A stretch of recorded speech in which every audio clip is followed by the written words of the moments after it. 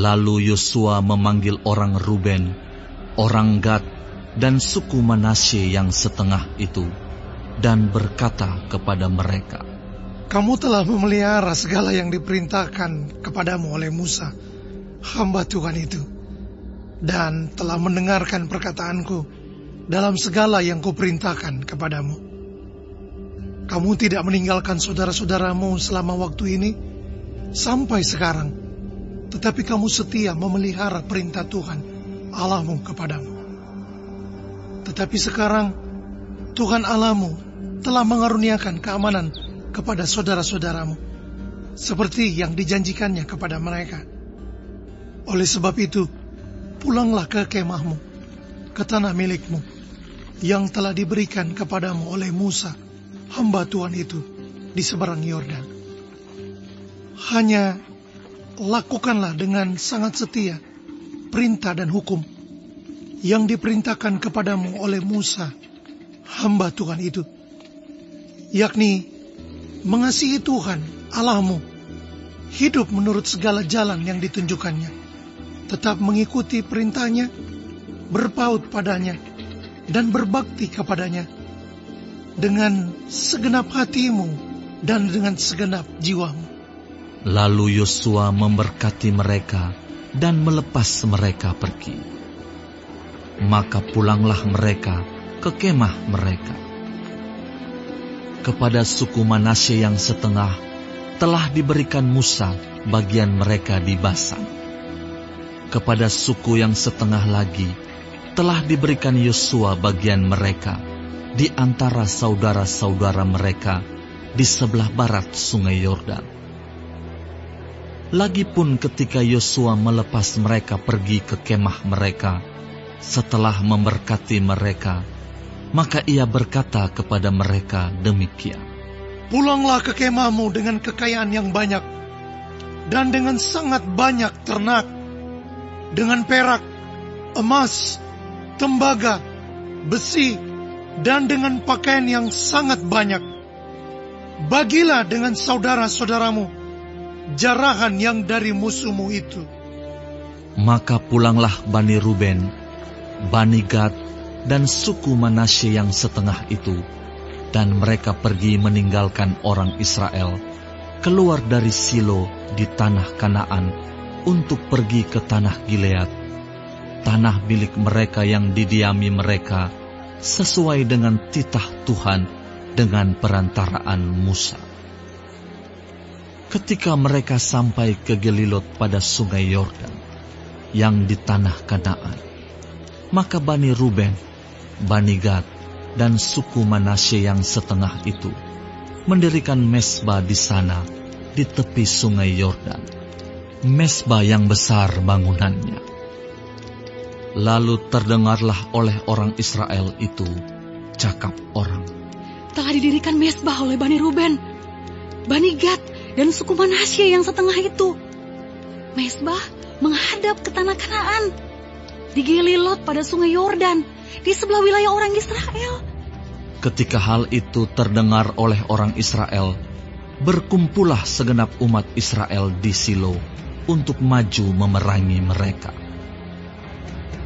Kemudian orang Israel mengutus kepada Bani Ruben, kepada Bani Gad, dan kepada suku Manasye yang setengah itu ke tanah Gilead, Imam Pinehas bin Eleazar, dan bersama-sama dengan dia 10 pemimpin, yakni seorang pemimpin kaum keluarga sebagai wakil tiap-tiap suku Israel.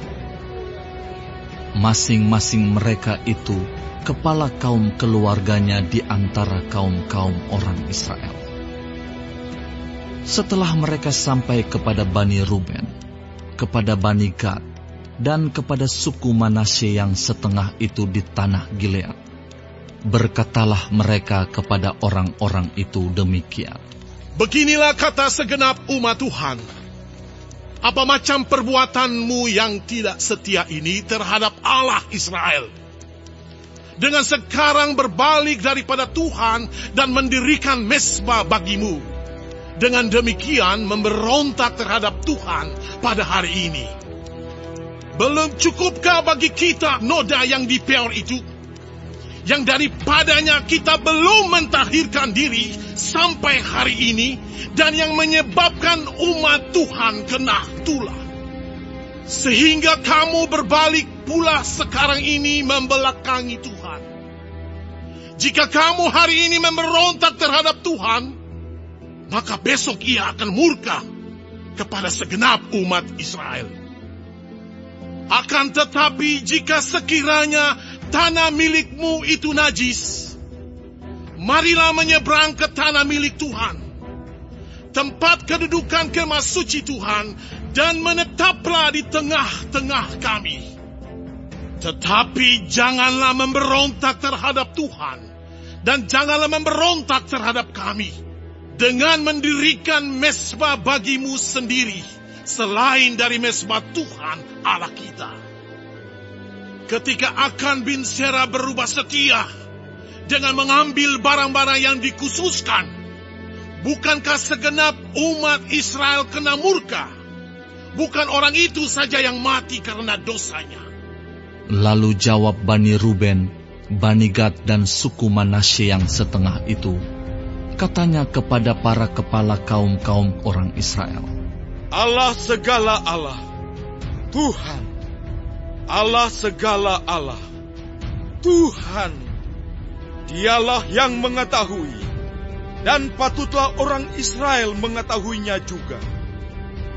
Jika sekiranya hal ini terjadi dengan maksud memberontak atau dengan maksud berubah setia terhadap Tuhan, biarlah, jangan Tuhan selamatkan kami pada hari ini.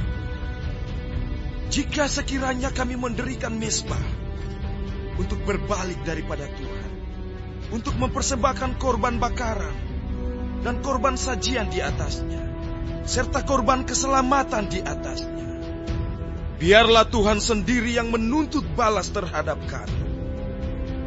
Tetapi sesungguhnya kami telah melakukannya karena cemas. Sebab pikir kami, di kemudian hari anak-anak kamu mungkin berkata kepada anak-anak kami demikian, apakah sangkut pautmu dengan Tuhan Allah Israel? Bukankah Tuhan telah menentukan sungai Yordan sebagai batas antara kami dan kamu? Hai orang Bani Ruben dan Bani Gad, kamu tidak mempunyai bagian akan Tuhan. Demikianlah mungkin anak-anak kamu membuat anak-anak kami berhenti daripada takut akan Tuhan. Sebab itu kata kami, biarlah kita mendirikan mezbah itu bagi kita, bukanlah untuk korban bakaran dan bukanlah untuk korban sembelihan, tetapi supaya mezbah itu menjadi saksi antara kami dan kamu, dan antara keturunan kita kemudian, bahwa kami tetap beribadah kepada Tuhan di hadapannya dengan korban bakaran, korban sembelihan, dan korban keselamatan kami. Jadi, tidaklah mungkin anak-anak kamu di kemudian hari berkata kepada anak-anak kami, kamu tidak mempunyai bagian pada Tuhan.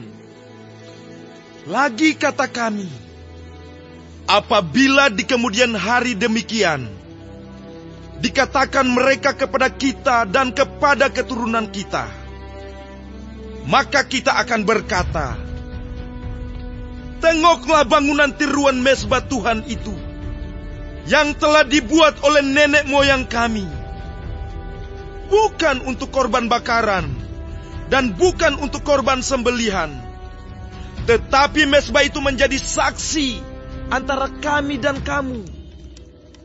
Jauhlah daripada kami untuk memberontak terhadap Tuhan dan untuk berbalik daripada Tuhan pada hari ini dengan mendirikan mezbah untuk korban bakaran, korban sajian, atau korban sembelihan.